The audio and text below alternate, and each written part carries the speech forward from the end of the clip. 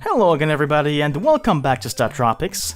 Continuing right where we left off, we got the crystal ball and are on our way to Skatcola. And if you're at all worried about how this game from the 80s/90s would handle cross-dressing, you should probably skip to 4:15. It's nothing aggressively offensive, but it might bother you. It is, after all, just, more or less a product of its time. But now on our way back to the fortune teller lady back in here, who for some reason resides in like underground behind Skatcola. I know. I am not questioning it. But now that we give her the crystal ball back, we can actually change our clothes, because we can only really change our clothes through magic apparently.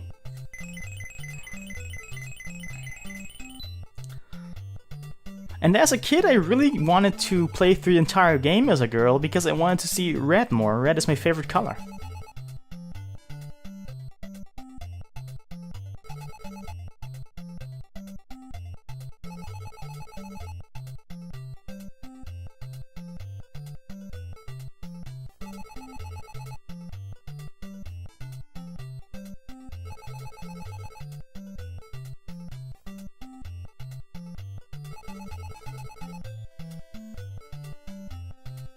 Well, Omens of Disaster, she calls it that, but the message in the bottle that we got in Chapter 2 told us straight up, hey, evil aliens. But now that we are dressed in drag, we're allowed to enter Skatcola.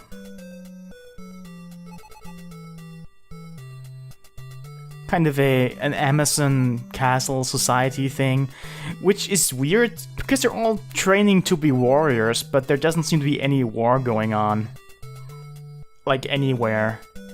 But maybe they're just training their military in peacetime now for later or something, I know, when the evil aliens actually invade. Because aside from the monsters, the world of this game seems really peaceful and chill.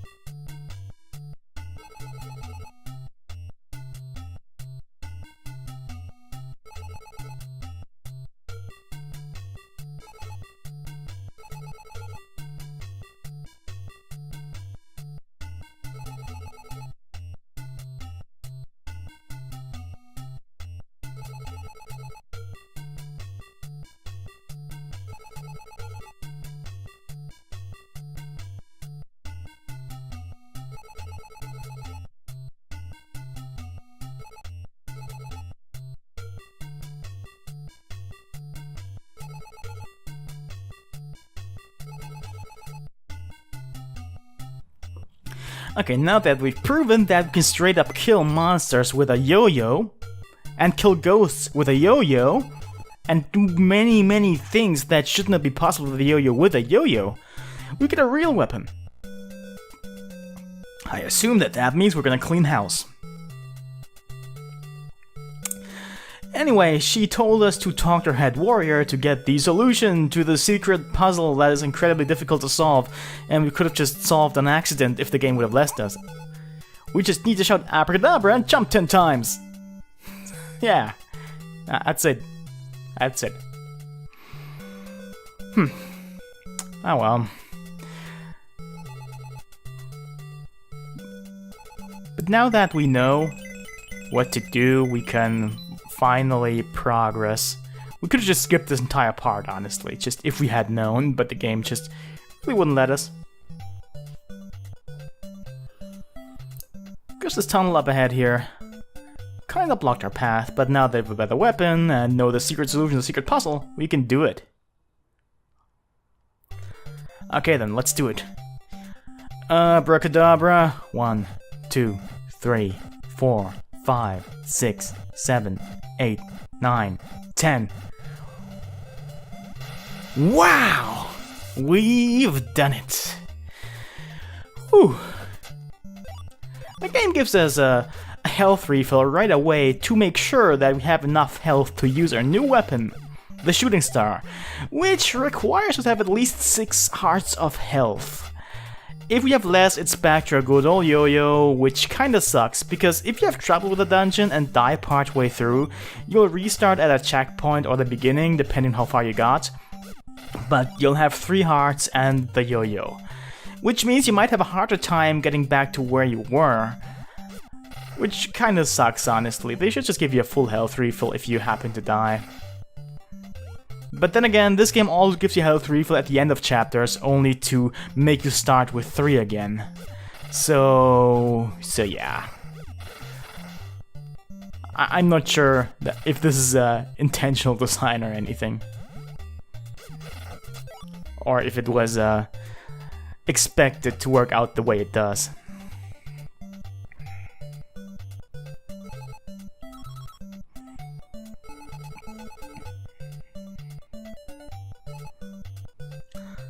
Alright then, what we need to do is find the hermit on top of that mountain, which, well, we need to enter that mountain cave system from, well, that cave entrance over there instead of just climbing it, because we're not good enough to climb it. Mike can neither swim nor climb. And of course, the entrance is a bit hidden, because we need to, you know, do this. And in this little hut here is an incredibly important hint.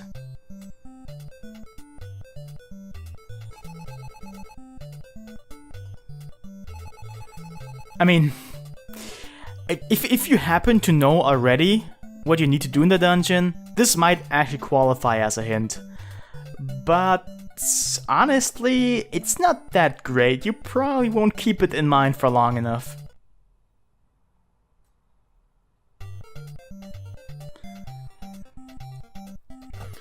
This is finally the last dungeon of this chapter. It is a bit of a breather compared to the ghost village we've went through just last episode, but it does have its share of tricks as well, and it's kind of a best of in terms of enemies from the entire chapter. Like here's the skulls, and we will find the boneheads soon again. And just in general, there's a lot of variety in here, and some new stuff as well, of course.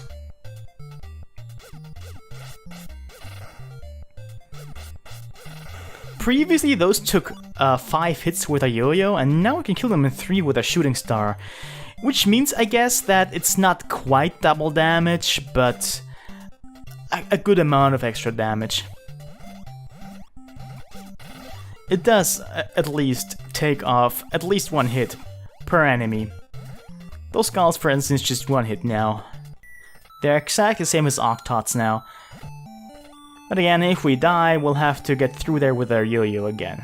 Hey, invisible block, by the way. This is something the game only really does 2 or 3 times in the entire game. And we also did find some bolas here, but they're mostly useless. They give us a bit of an extra range, but with our shooting star, it's just much easier to just use that. And we did encounter them before in this dungeon. And also in another dungeon, but those white blocks, they just immediately sink as you jump onto them, so you need to keep moving in order to live. And those enemies are kappas. They're incredibly annoying. They just come out of the lava and hop around, and then they jump into you and do just enough damage with a single hit that even if you pick up the extra health somewhere in the middle of the chapter in that mountain pass, you still get set back to your yo-yo, because it's 1.5 damage and the maximum amount of total health you can have is 7 hearts. And again, if I just find 1 more heart, or 2 more stars in this case, I get my health back. The stars I don't think I've mentioned yet is oops. Anyway, the stars, I haven't mentioned it yet, actually give you just 1 health every time you collect 5 of them. And what I just told you about a couple of minutes ago, when you die you restart with 3 hearts. That's what happened to me there. I restarted just in that room I died in, thankfully. But yeah, still a bit annoying because now I don't have the shooting star.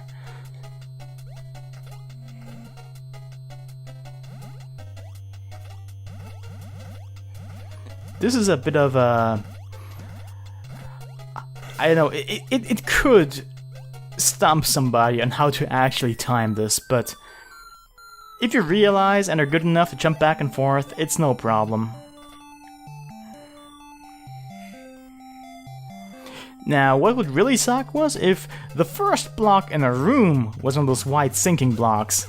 That would be a big move now, wouldn't it?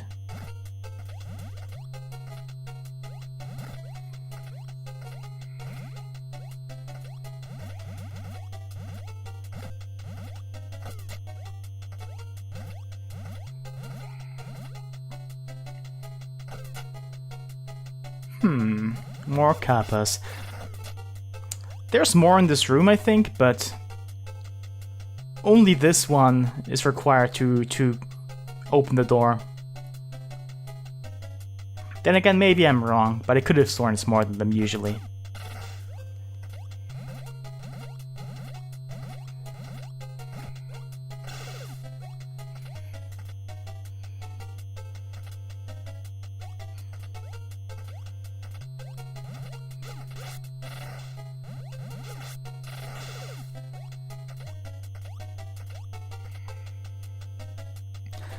Alright, those eyes are incredibly annoying. We only need to kill the middle one here, thankfully.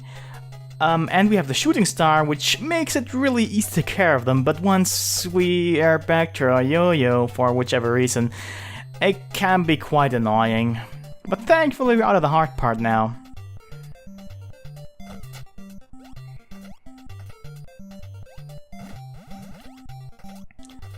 And we can kill those madmen, but we don't have to here at least. And those are called bullies, I believe.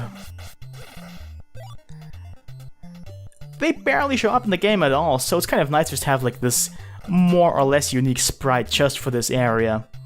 I mean, they do show up again later, but still, it's very rare for games to just use a regular enemy sprite just once.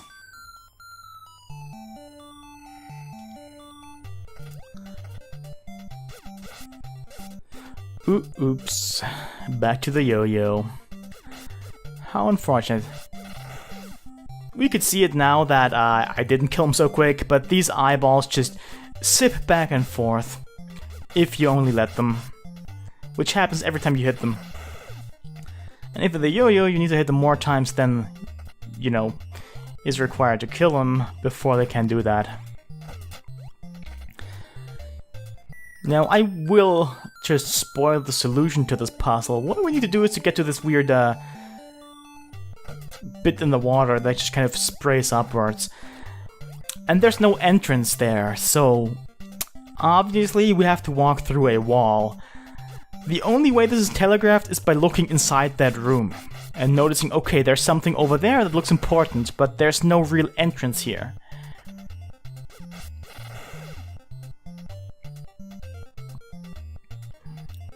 Yep.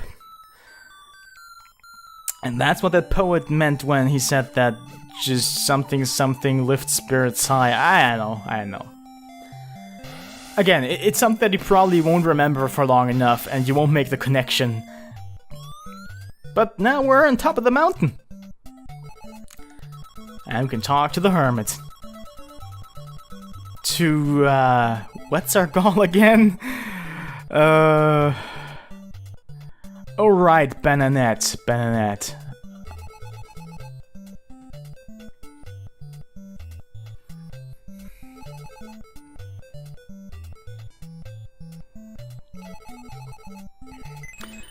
This guy is a world-famous scat singer and he just gave us his entire secrets, because the only way to wake up Bananette is by singing scat.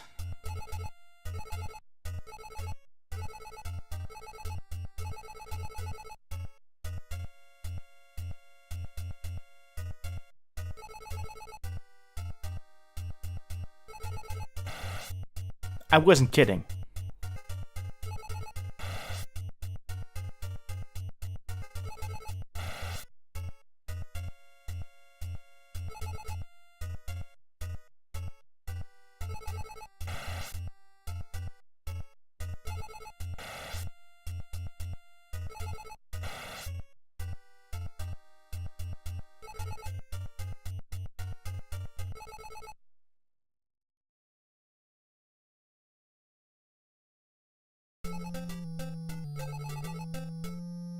We did it. This entire chapter, everything we did, like just killing ghosts and all that, just to wake up one girl.